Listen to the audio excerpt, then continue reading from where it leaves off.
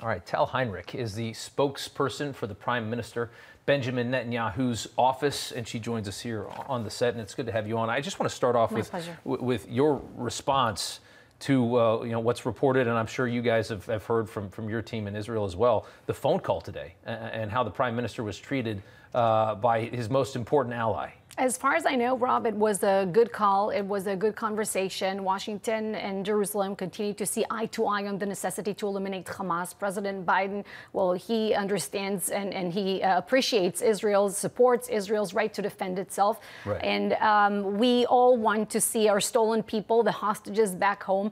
And both Washington and Jerusalem want to see minimal civilian casualty and civilian suffering on the Palestinian side as Israel is working on accomplishing these war objectives. I can tell you that our cabinet just convened until now it's late hour in Israel, burning the midnight oil, so to say. And they just announced that also following the conversation, we all want to better the aid distribution mechanism, the humanitarian aid, even though it's not Israel's responsibility, but we want to see a smoother mechanism there. And we decided to open the maritime port in Ashdod for more humanitarian aid to flow in, and also the Erez crossing, which is a border crossing in the northern part of Gaza Strip, a pedestrian crossing, that more aid could be inspected and funneled in. Just to remind you, this is one of the crossings that Hamas and and the terrorist Palestinian Islamic Jihad stormed on October 7th. Right.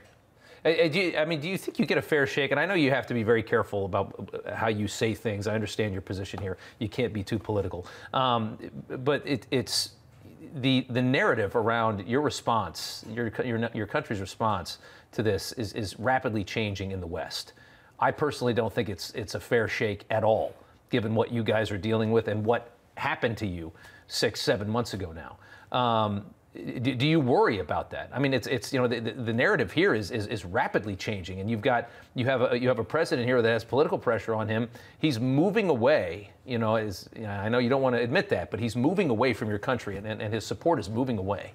Did you feel that at all today in that phone call? I mean, they're saying they want a ceasefire. They're saying that he's going to determine his level of support for your country based on how you respond to what he said today. Well, that's for the Americans, to explain exactly what was meant. But we can sit here in New York and talk about narratives, but on the ground in Israel, our soldiers, our people are fighting to stay alive.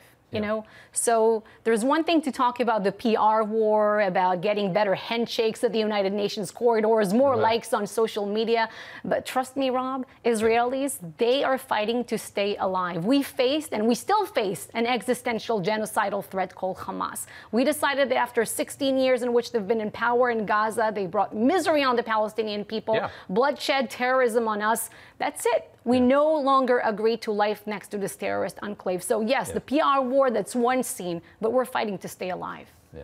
Israeli Economic Minister Nir Barkat was on MSNBC this morning and was pressed on why Netanyahu has been supporting the Qatari funding of Hamas. It was actually, from a show I don't particularly like too much, it was a pretty interesting question. Evidently, the Prime Minister sent a message that Qatar should continue to fund Hamas just weeks before the October 7th attack, which sounds crazy, but listen to it and listen to the explanation here.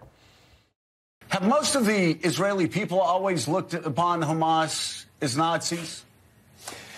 Well, some of the people in Israel, because we seek peace, thought maybe one day they will prefer peace than war.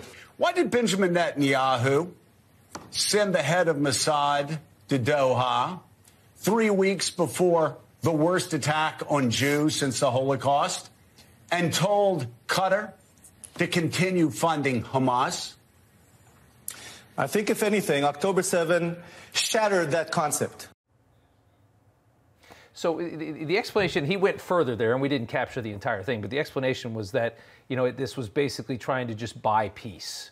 That Netanyahu was trying to, Qatar funds Hamas, which, I mean, in some ways, I guess, takes care of the Gazan people, the Palestinian people inside the Gaza Strip, that they were trying to buy peace. What is your explanation for that? Because people hear that and they're like, that's a crazy thing to hear.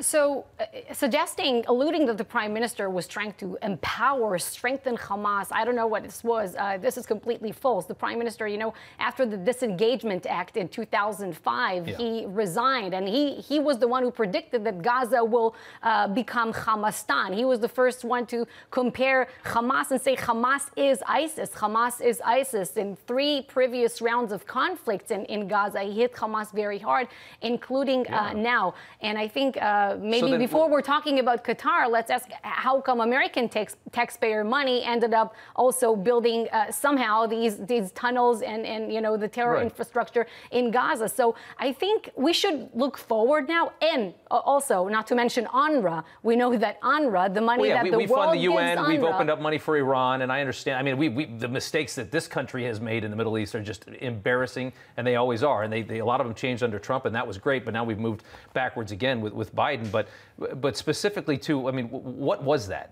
I mean, the allegation there is it just that, was that kind of the way it works? You have to just kind of, to try and keep peace inside that strip, you have to at least, you have to let him be funded somehow? I mean, is there any explanation? Whatever this was, we know that it doesn't work. And moving forward, we know that the reconstruction of Gaza and the day after Hamas will have to be intertwined with de-radicalization of the Palestinian society. Because we talked about UNRWA, we just brought it up. We can't have generation after generation of Palestinians being educated by an entity that tells them to glorify martyrs, to think of themselves as refugees of wars that they themselves started, and until when? Until Israel will cease to exist. Right. Yeah. The cancer has to be killed. I think we all agree on that. Tal, thank you so much for joining us. Good to see you as always. Thank you, Rob. All right. Thank you.